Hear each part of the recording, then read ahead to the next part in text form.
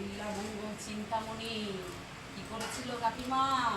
এই নয়ন আমার বড় শত্রু। আজ যদি চিন্তামণিকে দর্শন না করতাম তাহলে আমি তো এই পথে আসতাম না। যাই হোক ভালো, আমি ফেলে চিন্তামণিকে এসেছি এই পথে। তখন আবার নারী দেখে আসক্ত হয়ে যাচ্ছে, নারীর রূপ দেখে। আমি ব্রাহ্মণ, আমি তোমার বাড়ি সেবা করতে পারি যদি তোমার স্ত্রীকে এক রাত আমার কাছে থাকতে দাও।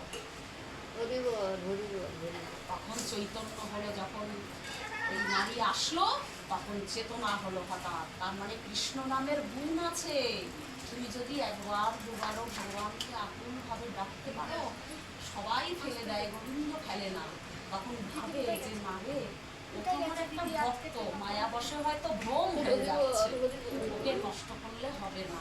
ফিরাই দেয়, চৈতন্য দেয়, কিন্তু চেতনাটা ধরে রাখতে পারি না। যে পারি, চেতনাটা ধরে রাখতে পারি না, চলে যায়, আবার খানিক আসে আবার খানিক চলে যায়। ওই জন্য ওই গানগুলো কি মহাজনরা এমনি করেছে? আমি ধরি ধরি ধরি বলে ধরতে গেলে ধরা দেয় না।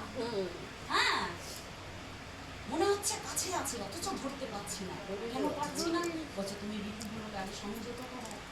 তোমার বাক, তোমার ধীর স্থির ভাব, সহনশীলতা, পরনিন্দা, পরচর্চা বাদ দাও। যেগুলো তোমার করণীয়, ভজন পথে যেতে গেলে যেগুলো করতে হবে সেগুলো আগে নিজের মধ্যে আনো। দেখো তুমি ওই পথে যেতে পারবে তো, তোমার মন চঞ্চল হবে না।